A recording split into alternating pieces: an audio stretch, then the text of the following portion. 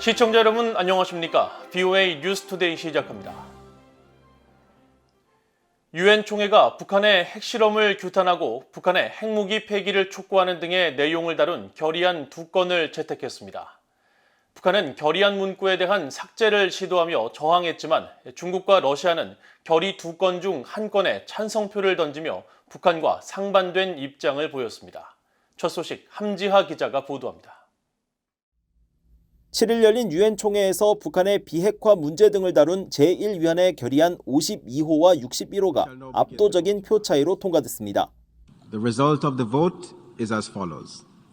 In favor, 179. Against, 1. Abstentions, 4. The draft resolution as a whole is adopted. 포괄적 핵실험 금지를 주제로 한 결의 52호는 북한이 안보리 결의를 위반해 실시한 6차 핵실험에 대한 규탄을 거듭 확인하며 북한이 핵 프로그램을 포기하고 추가 핵실험을 실시하지 않는 것을 포함한 안보리 결의 의무를 완전히 준수할 것을 촉구한다는 내용을 담고 있습니다. 또 한반도에 완전하고 검증 가능하며 되돌릴 수 없는 비핵화를 평화적인 방식으로 재확인하고 이를 위한 모든 노력과 대화를 환영하며 모든 관련국이 외교적 노력을 계속할 것을 촉구했습니다. 결의 52호는 미국과 한국, 일본, 영국, 몽골, 라오스 등이 공동 제안국으로 참여했으며 중국과 러시아도 찬성표를 던졌습니다. 반대를 한 나라는 북한뿐이었습니다. 이날 채택된 또 다른 결의 61호도 북한을 정면으로 겨냥하는 내용이 담겼습니다. 핵무기 없는 세계를 향한 로드맵 구축을 주제로 한 결의 61호는 본문 조항 10번을 통해 관련 안보리 결의에 따라 북한의 모든 핵무기와 현존하는 핵 프로그램, 모든 대량 살상 무기, 탄도미사일 프로그램에 완전하고 검증 가능하며 되돌릴 수 없는 폐기를 달성하겠다는 의지와 모든 유엔 회원국이 관련 결의를 완전히 이행할 의무가 있음을 재확인한다고 밝힌 것입니다.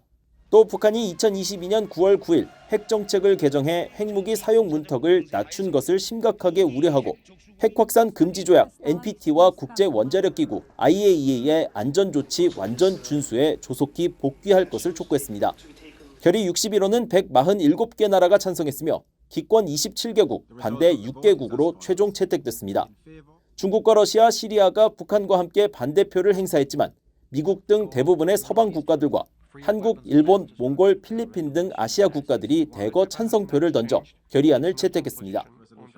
유엔 총회를 최종 통과한 결의들은 유엔의 공식 문건으로 등록돼 각국의 각종 권고사항 이행을 촉구하는 역할을 합니다. 그러나 강제력을 갖는 유엔 안보리 결의와 달리 법적 구속력이 없다는 한계가 있습니다. VOA 뉴스 함지하입니다. 유엔의 9대 핵심 인권 규약 가운데 하나로 강제 실종 범죄를 방지하고 처벌해 피해자의 권리를 보장하는 강제 실종 방지 협약 비준 동의안이 한국 국회에서 통과됐습니다. 한국 외교부는 8일 강제 실종으로부터 모든 사람을 보호하기 위한 국제 협약 유엔 강제 실종 방지 협약이 8일 국회 본회의에서 통과됐으며 이에 따라 유엔 사무총장에게 비준서가 기탁된 뒤 30일 후 협약의 효력이 발효될 예정이라고 밝혔습니다.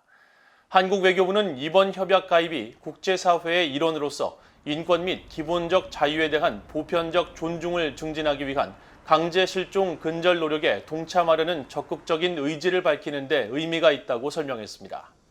전환기정의 워킹그룹 등 인권단체 관계자들도 이날 VOA에 한국의 강제실종 방지협약 가입은 국내 문제뿐 아니라 북한 정권이 자행한 여러 강제실종 범죄에 대한 진상규명과 처벌, 예방 노력에 큰 도움이 될 것이라고 밝혔습니다. 7차 핵실험 가능성 등 북한의 핵 위협이 미국의 확장 억지와 핵우산에 도전을 제기하고 있다고 백악관의 커트 캠벨 인도태평양 조정관이 지적했습니다. 캠벨 조정관은 또 한국에서 자체 핵무장론이 나오는 것에 대해서는 미국이 핵 억지력 유지에 전념하고 있음을 분명히 하는 것이 중요하다고 강조했습니다. 박형주 기자가 보도합니다. 백악관의 아시아 차르로 불리는 커트 캠벨 인도태평양 조정관은 8일 워싱턴 민간연구소인 아스펜이 주최한 안보 포럼에 참석해 최근 한국에서 자체 핵무장 여론이 높아지고 있는 것에 대한 질문을 받았습니다.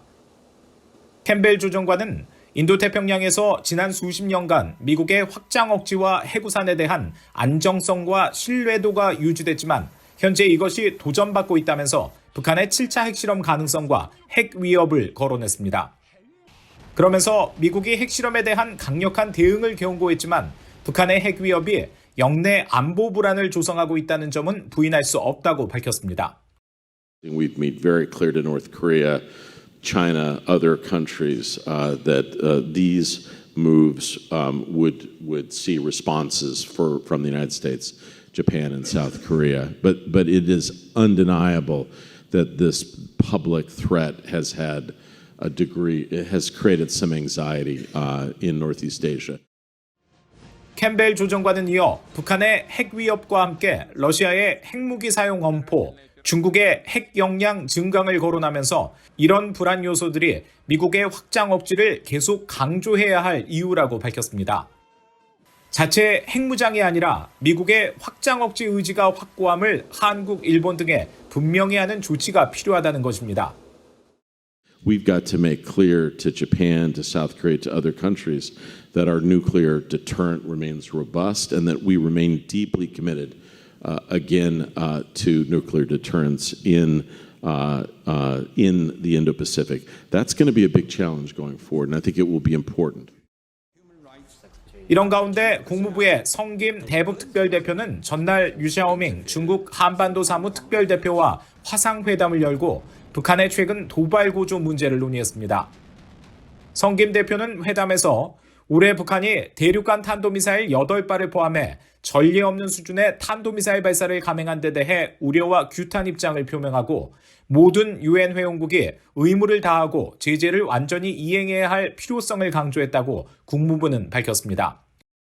이와 함께 한반도 평화와 안정을 유지하는 것이 중요한 공동의 목표임을 강조하며 미국은 외교에 전념하고 있으며 언제든 북한과 만날 준비가 돼 있음을 확인했다고 설명했습니다.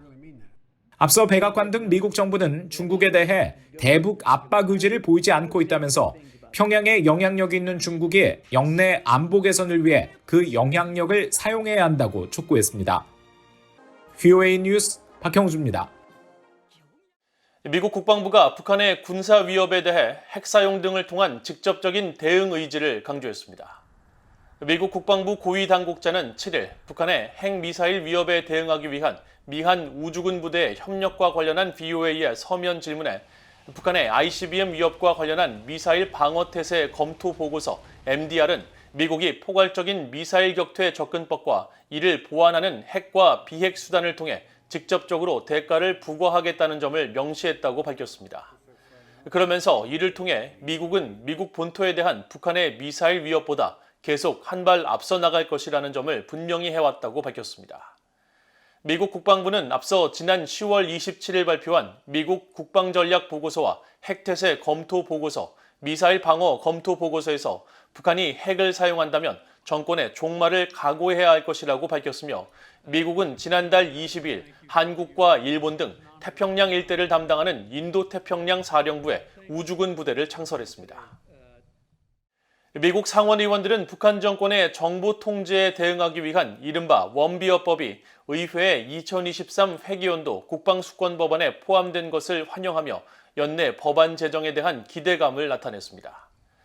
북한에 장기간 억류됐다가 혼수 상태로 송환된 뒤 숨진 대학생 오토 원비어의 고향인 오하이오주의 로포트먼 공화당 상원의원은 7일 VOA에 보낸 성명을 통해 원비어법이 국방수권법안에 성공적으로 포함돼 기쁘다면서 이 법안은 원비어가 계속 기억되고 그의 부당한 죽음에 책임이 있는 잔인한 북한 정권이 원비어의 죽음과 다른 무수한 인권 침해에 대해 책임을 지도록 하는 데 도움이 될 것이라고 밝혔습니다.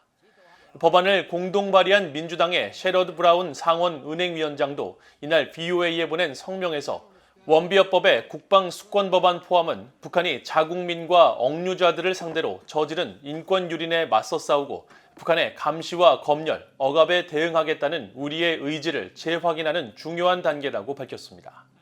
또 민주당의 크리스 쿤스 상원의원은 의회의 이번 움직임은 김정은 정권 아래 고통받는 모든 이들에 대한 정의를 추구하겠다는 미국의 의지를 재확인한다고 강조했습니다.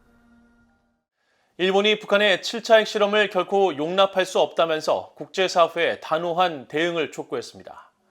오스트리아 빈에서 개최된 2022 포괄적 핵실험 금지 조약 CTBT 과학 외교 심포지엄에 참석한 포괄적 핵실험 금지 조약 기구 CTBTO 주재 일본 대표부의 이마니시 노부하루 공사는 21세기에 핵실험을 한 유일한 국가인 북한이 일본 인근에 있다면서 북한의 추가 핵실험은 결코 용납할 수 없으며 그런 행위에 반대해 국제사회가 단결해야 한다고 밝히고 우리는 북한의 핵실험 위협을 실질적으로 경계해야 할 위치에 있다고 강조했습니다.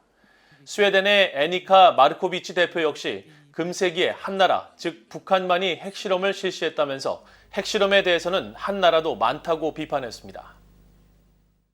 이상으로 BOA 뉴스투데이를 모두 마칩니다. 시청해주신 여러분 고맙습니다.